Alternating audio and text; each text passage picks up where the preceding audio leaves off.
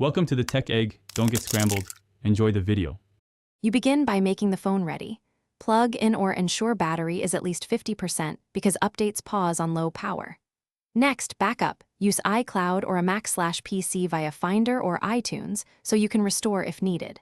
Once done, free storage. Clear photos, apps, or temporary files until you have about 5 GB free.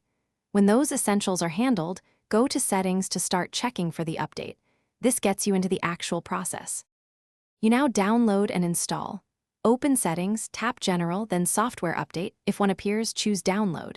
Use Wi-Fi for reliability because cellular can be slow or capped. Make sure your screen stays active long enough to complete the download.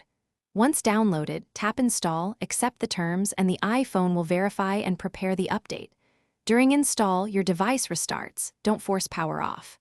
After the reboot, you'll see setup prompts. Follow them to finish.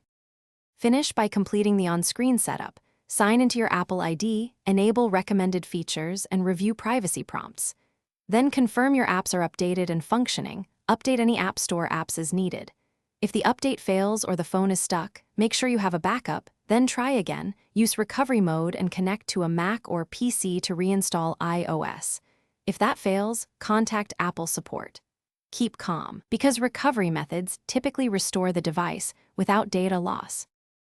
Thanks for watching. Consider subscribing if I helped unscramble your problems.